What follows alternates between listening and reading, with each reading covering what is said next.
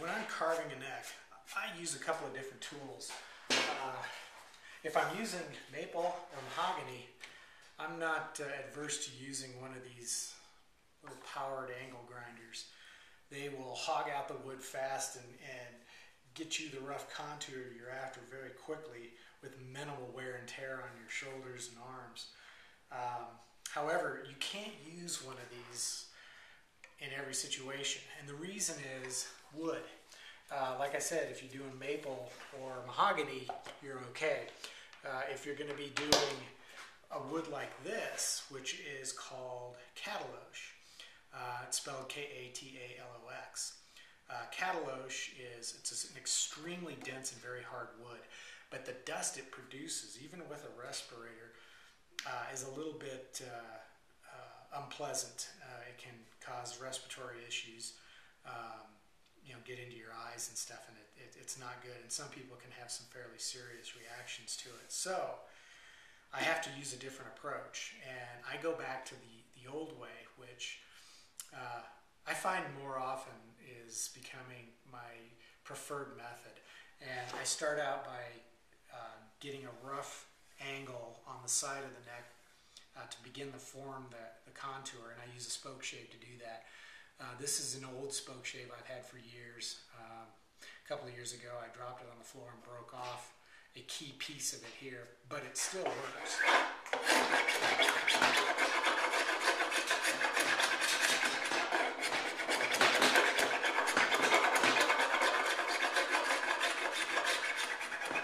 I can quickly cut at an angle.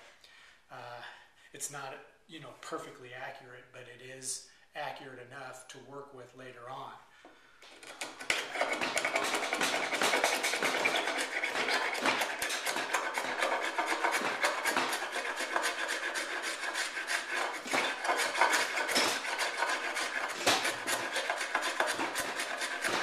In case you're wondering about how I support the necks, this is just a slab of a 2x8 piece of pine, which I cut out with notches, and those provide access for my clamps, so I can clamp the neck to it, and then I can clamp it into my bench and put it in pretty much at any angle.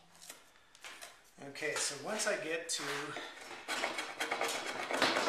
the point where I'm ready to refine, I switch over to my Japanese Iwasaka file. This is it's about an 8-inch long, 200mm, half round file. The teeth are the fine cutting teeth. You can get these in coarse, medium, fine, and extra fine. And I think that fine works really well. You can control the aggressiveness of the cut by the way you angle your stroke. It produces very fine shavings and produces a really nice surface that isn't marred up with a lot of tool marks like you find with other traditional files. And then that, of course, makes it easier later on when you start to finish sand.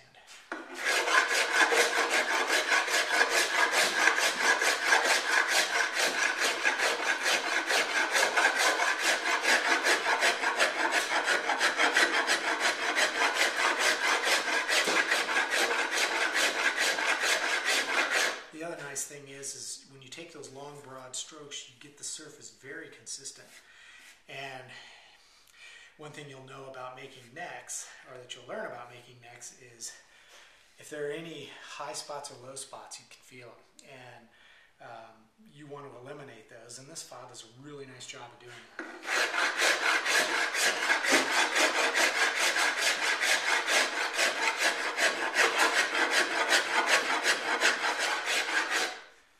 Okay, so up to this point, I've invested about 15 minutes into shaping both these edges, and we have a nice consistent shape.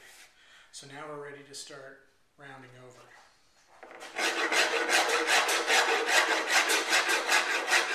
And I do that just by attacking it at a lower angle.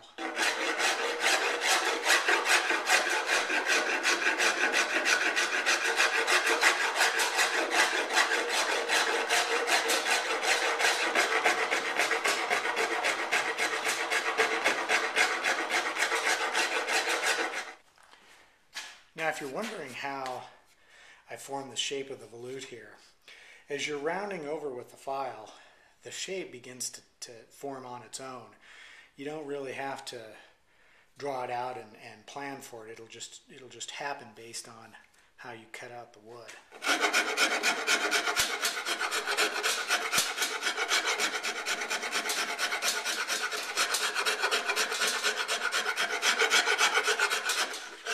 Okay, so you can see I've got just this nice little volute forming. I tend to try to keep the volute to an absolute minimum. Most of your experienced musicians will tell you they prefer to have a very smooth transition here. They don't want to feel anything, and I tend to agree with that. But I do like the fact that a volute will add a little bit of thickness here, which will make the neck a little bit stronger in the headstock area. May not be entirely necessary with this type of wood because it is so strong, but I'm going to go ahead and add it anyways, just to be on the safe side.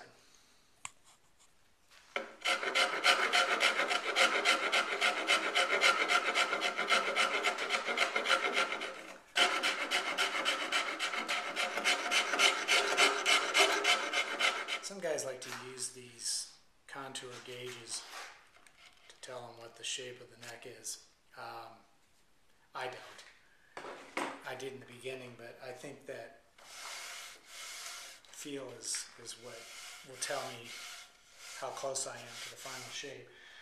All this is going to tell you is what the profile is in one spot, but maybe not here and here and here. So I think that that's just kind of a waste of time. I'd rather just run my hand along here and get an idea of what the shape is and how it feels.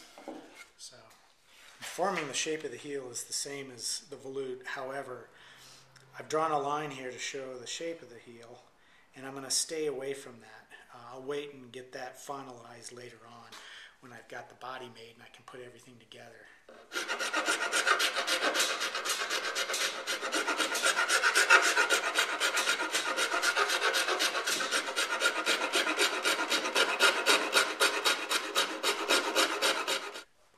Okay, the last step in this phase of shaping is to feel for high spots and low spots.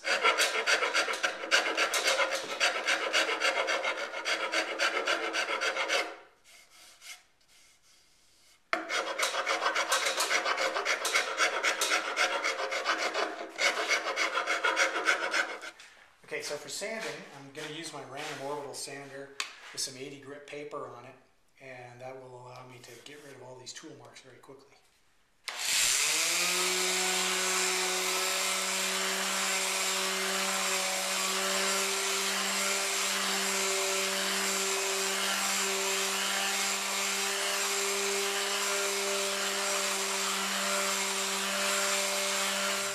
Now, one of the bad things about random orbital sanders is that they leave these awful curly-Q scratches. They remove the tool marks very quickly, but they leave their own tool marks, so I've got to get rid of those. And to do that, I'm going to hand sand with 80 grit, and I'm just going to wrap it around a foam sanding block. And I can go back and forth this way because the sanding block will conform to the shape of the neck.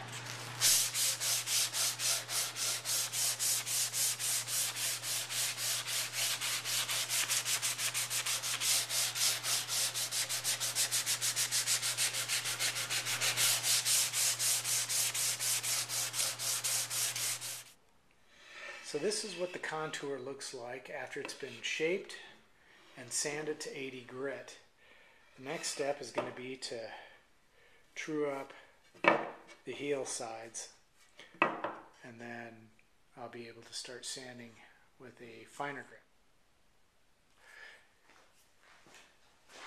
Okay, so here's a quick tip for squaring up this edge. It needs to be at a perfect 90-degree angle to the top. That way when it fits into the body, it'll fit nice and smooth and flush, and you won't have any gaps. If you've got a table saw or a joiner on the fence, you can attach a piece of sandpaper with some double stick tape and then just sand away.